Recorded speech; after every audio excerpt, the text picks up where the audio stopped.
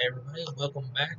I am your host, JDF Foster, and today I'm going to discuss the 2017 film Devil's Gate. Um, and feel free afterwards to leave your comment on what you thought of my review and also what you thought of it.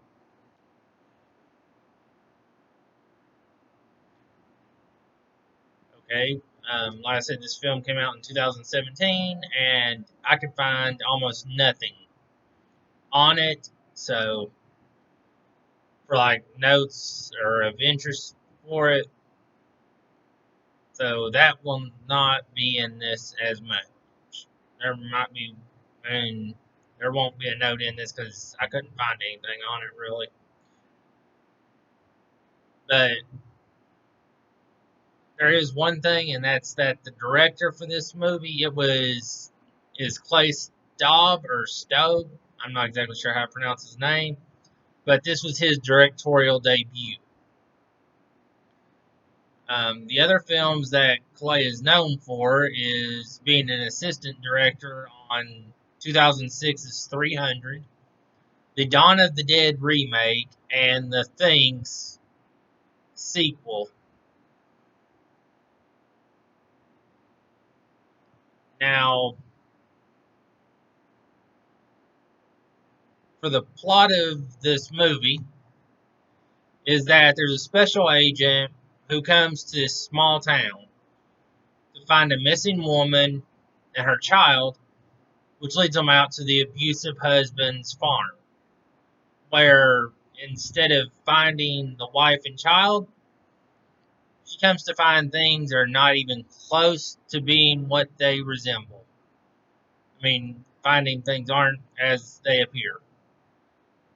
This film falls under the sci-fi horror genre, though I do not qualify it as a horror movie. I would give it sci-fi at best, and to some extent that feels like I'm being generous to the people to call it that. Even though it does meet the criteria for it. Sorry, my hair bugs me sometimes when it does that. As for the cast, Amanda Shull, I hope I'm pronouncing that right, as Agent Daria Francis, our main female character who comes to the small town. Others would recognize her from the TV show Suits as Katrina Bennett, Pretty Little Liars as Meredith Sorensen, and the place where I recognized her from is One Tree Hill, is Katie Ryan or Sarah Evans. Which one of the two she played is the complete psycho character during that season that she's involved in.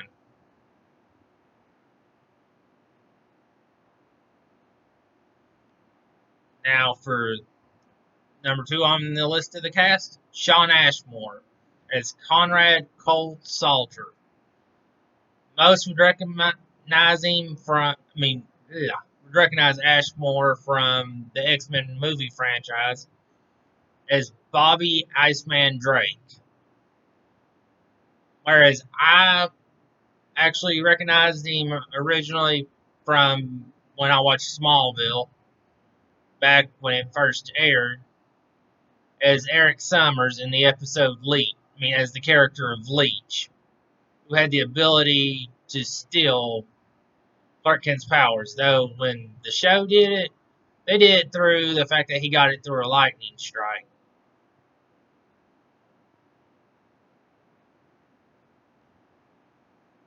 Now, third on the list is Vent, um, eh, Milo Ventimiglia. I'm sorry, I can't pronounce his name correctly. As Jackson Pritchard. Um, Most would probably recognize him from the This Is Us as Jack Pearson. Like I said, in the movie, he plays the character of Jackson Pritchard, the farm owner, who is suspected of kidnapping his wife and child and holding them, and also being abusive towards them. But on This Is Us, he was Jack Pearson. Gilmore Girls were a lot, if not the majority, are going to recognize him. Jess Mariano. Gotham as Jack Lennon, the ogre. 2012 movie, That's My Boy, as Chad. And where I personally love to remember him from, 2005's Dirty Deeds, as the main character, Zach Harper.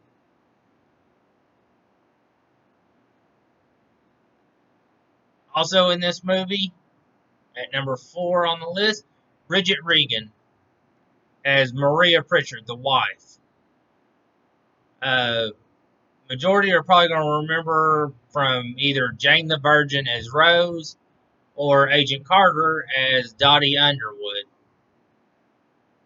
I personally remember from White Collar as the character of Rebecca or Rachel, a thief that used Neil and played him in order to find a diamond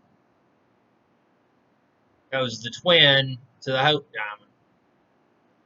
And the other final main character in this movie, Jonathan Frakes as Sheriff Roonwell.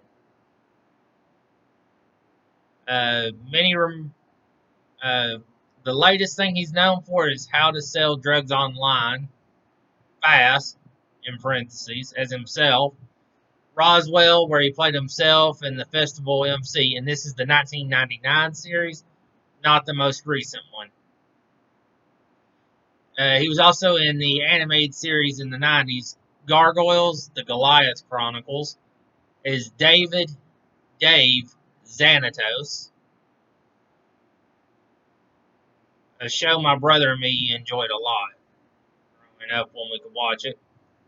And his most famous role, though, is on the Star Trek franchise as Commander William Riker, who served under Captain Jean-Luc Picard.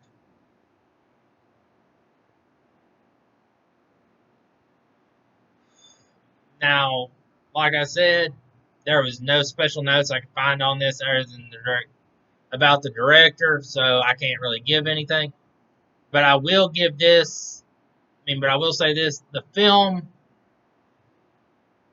did not fit to the horror genre as they would have planned, I'm guessing, because if this is what horror is, it's changed a lot from what I remember it being and understand the idea of a horror or scary movie to be.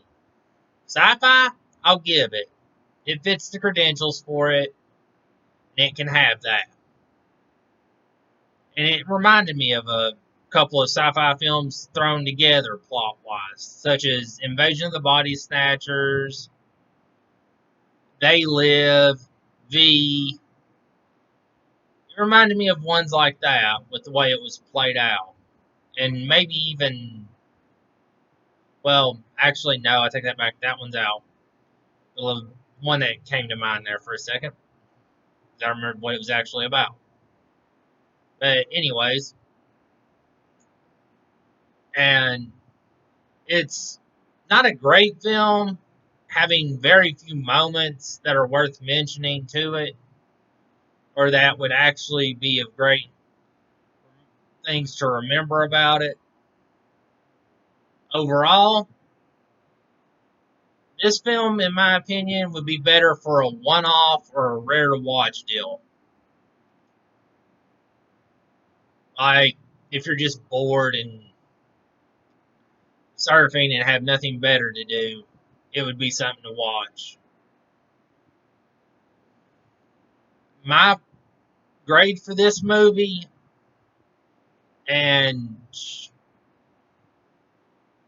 my grade for this movie is a C plus, and I feel that's being a little bit generous to it, as while it did fit the sci-fi criteria, it did not fit the horror genre that it is listed as being a part of. So that makes it hard for me to want to leave it at the C plus, but I will give it that and feel generous towards it. But again, my final recommendation on this film: don't recommend it to your friends unless you're wanting to give them something to one off for the day, or you guys are just really bored and have nothing better to do and want to throw something together for like a sci-fi marathon. That's it. This film would just be a quick one off, and I would start with this film rather than have it somewhere in the area. So, till next time, I'm out.